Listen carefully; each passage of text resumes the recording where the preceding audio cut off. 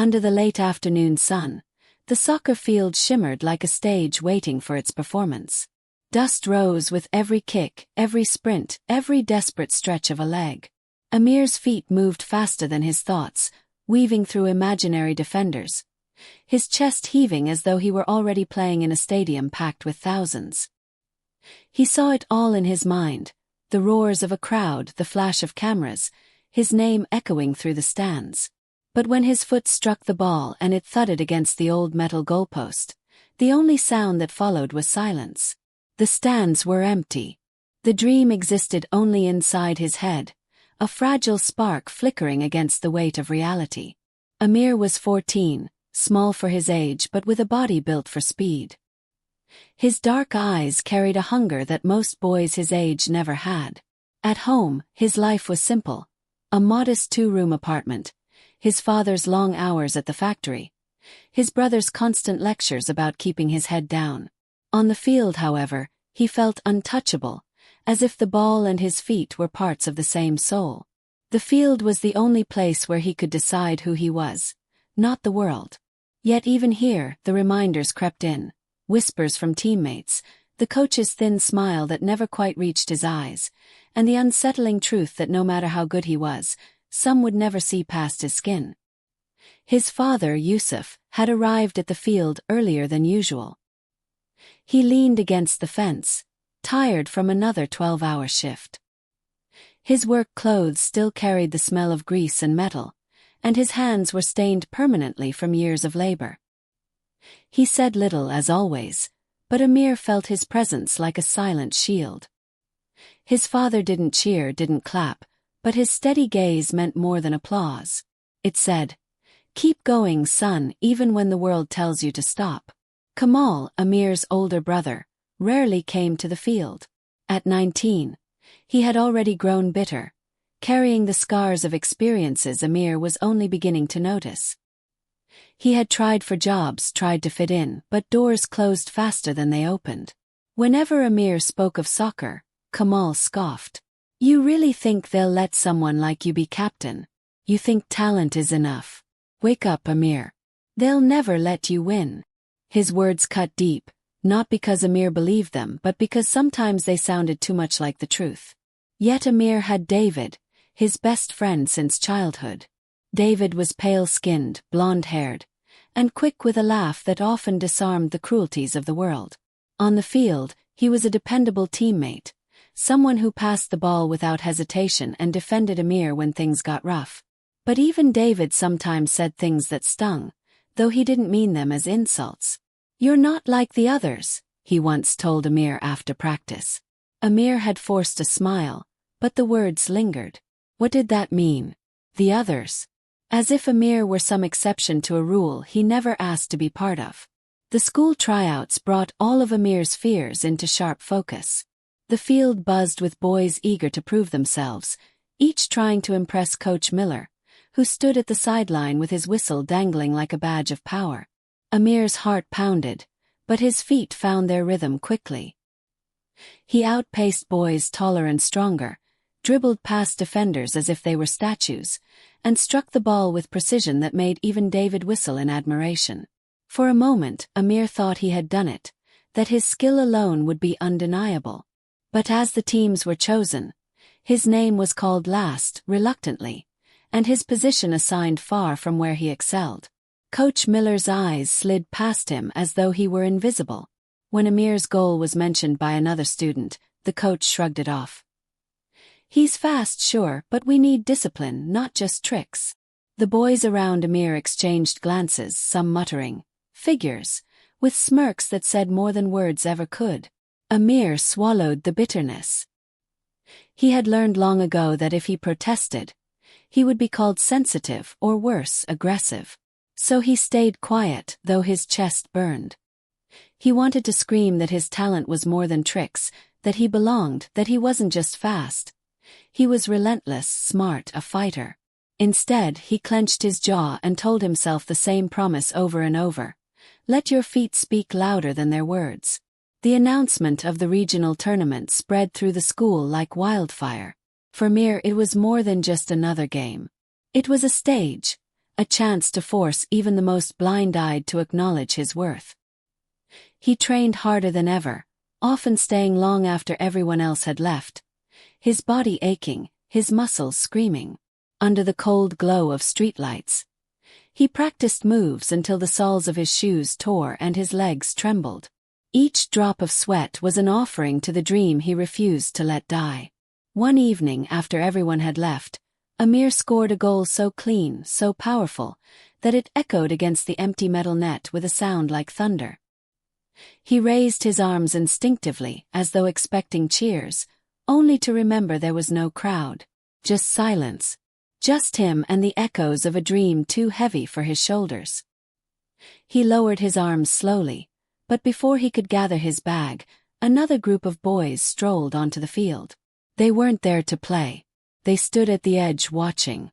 One of them muttered something under his breath, a word sharp and poisonous. Amir froze. The others laughed. His hands curled into fists, his chest rising and falling as rage fought against reason. He could feel his father's advice in his head, "Don't let them drag you down." But the silence that followed that word was louder than anything Amir had ever heard. He picked up his bag and walked off the field, each step heavy, each breath trembling. He didn't look back, but the word lingered in the air, staining the place he once called his sanctuary. By the time Amir reached home, the fire inside him had shifted. It wasn't just about soccer anymore. It wasn't just about dreams. It was about proving to himself and to them all that no insult, no sneer, no barrier would silence him. The game had become more than a game. It had become a battle, and Amir knew the fight was only beginning. Amir's legs ached from hours of practice, yet he refused to stop.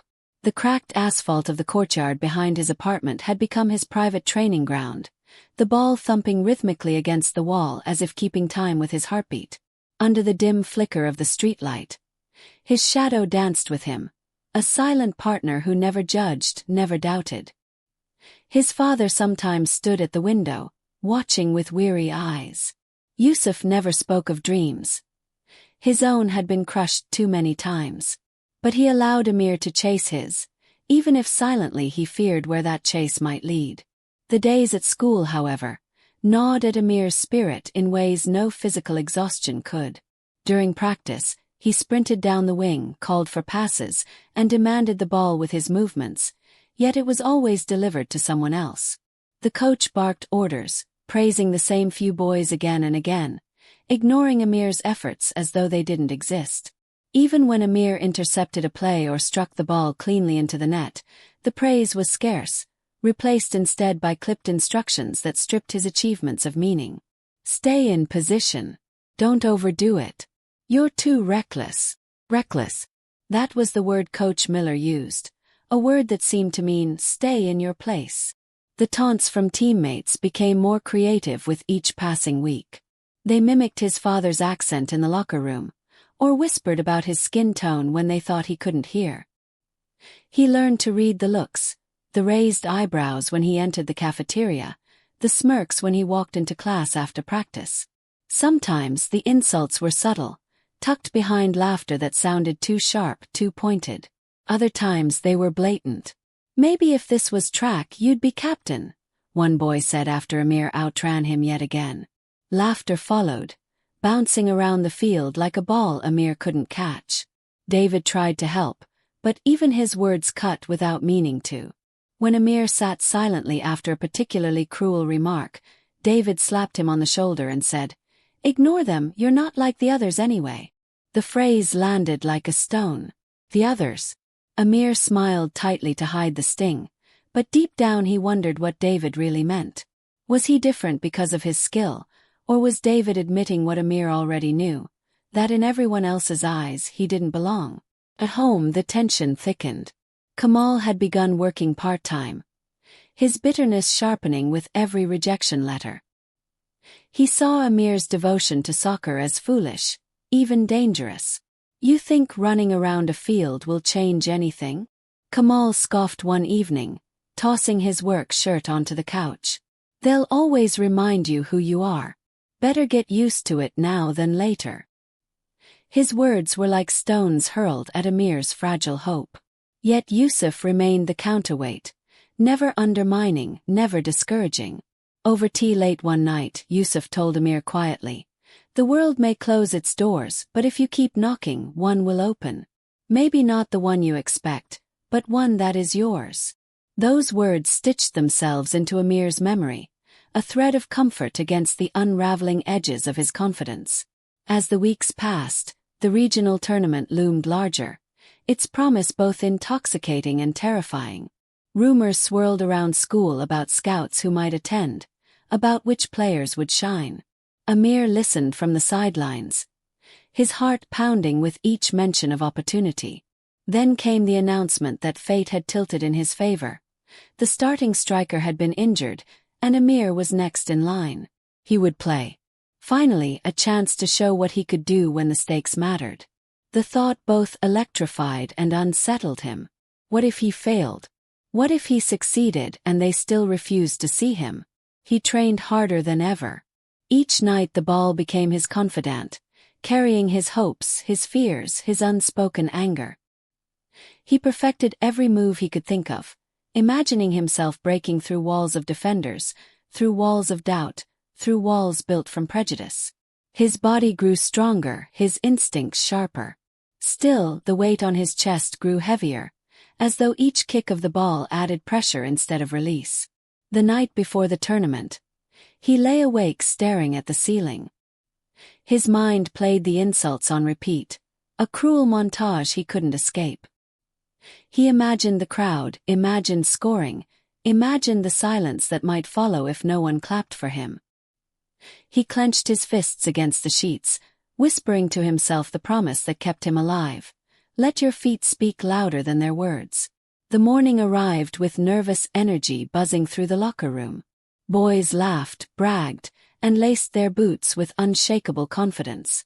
Amir kept his head down, tying his laces slowly, deliberately, as if each knot might anchor him to the ground. David sat beside him, nudging his shoulder. "This is it, man. You've got this. Just play like you always do." Amir nodded, swallowing the lump in his throat. He wanted to believe it. He needed to believe it. But when he opened his locker, his breath caught in his chest. Scrawled across the inside in thick black marker were words he had hoped never to see. "Go back home." His stomach turned. The letters stared at him like a wound, raw and bleeding. The air in the room shifted. He could feel eyes watching, waiting for his reaction. He ran his fingers over the words, the ink smudging against his skin like ash. The coach noticed but said nothing, turning instead to blow his whistle and bark orders. Silence pressed in from every corner, the kind of silence that isn't ignorance but complicity. Amir's heart thudded violently, rage and despair fighting for dominance. He wanted to rip the door off the locker, to scream, to demand who had done it. But his voice remained trapped, buried beneath years of swallowing insults. His hands shook as he grabbed his jersey, pulling it on with movements that felt mechanical, forced. His eyes burned, but he refused to let them see his tears. Not here. Not now. As the team filed out toward the field, Amir lingered for a moment, staring at the graffiti. His reflection in the metal shimmered faintly beneath the hateful words, as though his very image was being smothered. He clenched his fists until his knuckles whitened, whispering under his breath the only shield he had left. "Let my feet speak." Then he turned, walked out into the blinding light of the stadium, and stepped toward the field where his fight was about to begin. The roar of the crowd was a living thing, swelling and collapsing like waves against the shore. Amir stepped onto the field with his heart hammering so hard he could feel it in his throat. The lines of the pitch looked sharper than ever, the grass brighter, the boundaries firmer. This was the stage he had dreamt of, yet instead of excitement, a heaviness settled on his chest. He could still feel the sting of the words scrawled across his locker, the mark of rejection that had followed him from practice to this very moment. But now the stadium lights washed over him. The air smelled of cut grass and sweat, and there was no turning back. The whistle blew, and the match began. Amir darted across the field with explosive speed, his legs carrying him like a storm down the wing. He called for the ball, his voice firm but controlled, only to watch it pass elsewhere. Twice he sprinted open, perfectly placed, yet the ball was directed to less capable teammates. He gritted his teeth, reminding himself to stay calm, reminding himself to endure. Still, every time the ball slipped past him, his resolve cracked a little more. The opponents were sharp and ruthless. They marked Amir tighter than anyone else, fouling him with shoves, grabbing his jersey, clipping his heels. When he stumbled, the referee turned away, blowing his whistle only when someone else hit the ground. "Get up," an opposing defender sneered, his voice dripping with contempt. "Stop pretending you belong here." The words burned more than the bruise on Amir's shin. He rose quickly, dusted himself off, and forced himself to keep running. His silence was not weakness. It was survival. From the sidelines, Yusuf sat with his hands clasped together, silent as always but his eyes unblinking. Kamal slouched beside him, arms crossed, waiting for his brother's inevitable collapse. David, on the field, tried to pass to Amir whenever he could, but hesitation flickered across his face too. He was caught between loyalty and fear of drawing attention to Amir. Even friendship had limits under pressure. The first half dragged like a weight tied to Amir's ankles. He barely touched the ball, and when he did, defenders swarmed him, knocking him down with no consequence.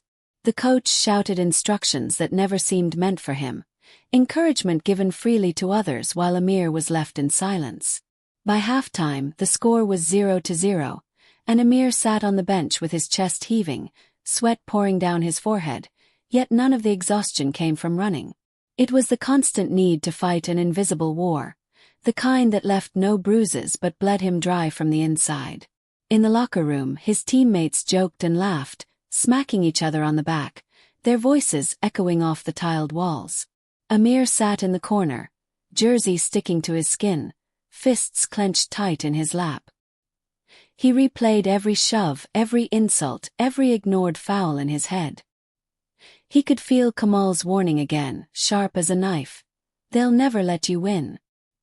He wondered if his brother had been right all along. The second half began with renewed aggression from the opponents. Their chants were louder now, aimed directly at him, their insults whispered when the referee's back was turned. At first Amir tried to ignore them, but one defender spat near his shoes after a tackle and hissed a slur that pierced Amir's composure. His vision blurred red for a moment, his body trembling with fury. He wanted to swing, to lash out, to scream. He almost did. His fist rose half an inch before he caught himself, sucking in a breath so sharp it cut his throat. The referee glanced back just in time to see Amir's anger, not the provocation. "Careful," the referee warned coldly, wagging his finger. The defender grinned, unpunished, unashamed. Minutes later, a moment of clarity opened like sunlight breaking through storm clouds. David, under pressure, found no one else to pass to and finally kicked the ball toward Amir. It spun across the grass, and for the first time in the match, Amir felt alive. His foot met the ball with perfect precision, and he danced past 1, 2, 3 defenders, his body moving with a grace born of endless nights of practice. Gasps rose from the crowd as he fired the ball into the top corner of the net. The goal was flawless, a strike worthy of the dream he carried. For a heartbeat, silence. Then the stadium erupted in noise. Cheers from some, boos from others. Amir raised his arms in triumph, but the celebration soured instantly. An opposing player shoved him hard in the chest, spitting venomous words into his face. The sting of saliva on his cheek was more cutting than any tackle. Amir's fists clenched again, rage boiling inside him. The referee sprinted over, and Amir braced for justice. But the whistle blew against him. A warning. A threat of being sent off. Not for the shove, not for the spit, but for the fury burning in Amir's eyes. The injustice struck like lightning, leaving him paralyzed. His teammates avoided his gaze, Coach Miller shouted at him to control himself, and the crowd's jeers grew louder. Even his moment of brilliance was poisoned, twisted into something dangerous. Amir's chest heaved, his mind spiraling with doubt. What was the point? Why play if every step forward was dragged back by unseen hands? The scoreboard read 1-1, the clock ticking down to the final minutes. Amir stood in the center of the pitch, sweat dripping, his heart torn between surrender and defiance. He wanted to walk off, to quit, to leave the field that had betrayed him. Yet somewhere beneath the anger, beneath the humiliation, a tiny ember still glowed. The voice of his father whispered through the noise. "Keep knocking, one door will open." The voice of his own promise echoed back. "Let your feet speak louder than their words." The whistle blew to restart play, and Amir bent forward, palms on his knees, drawing in a breath that tasted of desperation and determination. His legs felt like stone, his heart like fire. He didn't know if he could endure another insult, another foul, another injustice. But he knew the game wasn't finished. And neither was he. The air hung heavy with tension, every cheer and every jeer from the stands slicing through Amir's thoughts. His body trembled with exhaustion, yet his eyes refused to dim. The scoreboard glared 1-1, the clock ticking toward its merciless end. The ball rolled back into play, and Amir positioned himself, shoulders squared, jaw clenched. He could feel the weight of every insult, every dismissal, every unseen shove pressing down on him, daring him to collapse. But beneath that weight, another force stirred, one he had carried since childhood, the refusal to be erased. The opponents pressed hard, attacking with ferocity, their chants still aimed at Amir with venom. He could feel them circling, trying to provoke him into a mistake, into an outburst that would end his night in shame. His teammates avoided his eyes, the coach barked instructions that never included his name, but still he ran. His lungs burned, his legs screamed, but he ran because stopping would mean surrender, and surrender would mean they were right. David won possession near midfield, scrambling against two defenders. He looked up, saw Amir racing into space, and for a flicker of a moment he hesitated, torn between fear and trust. Then, with a desperate grunt, he swung his foot and sent the ball arcing forward. Time slowed as it spun through the air, light catching on its panels. Amir surged ahead, heart pounding, determination swallowing the doubts that had haunted him. The ball landed perfectly in his stride. Defenders closed in from both sides, their shouts ringing in his ears. Amir's body moved on instinct, weaving past one, then another, his balance unshaken, his focus unbreakable. A third defender lunged recklessly, boots scraping across Amir's shin, but Amir refused to fall. He stumbled, then regained his footing, the goal looming closer with every stride. The crowd's noise became a blur, collapsing into a single roar that drowned out everything except the sound of his heartbeat. In the box, the final defender charged, eyes cold with intent to stop him by any means. Amir feinted left, then darted right, the ball glued to his feet as though it belonged only to him. The goalkeeper rushed forward, arms wide, legs spread, trying to block the inevitable.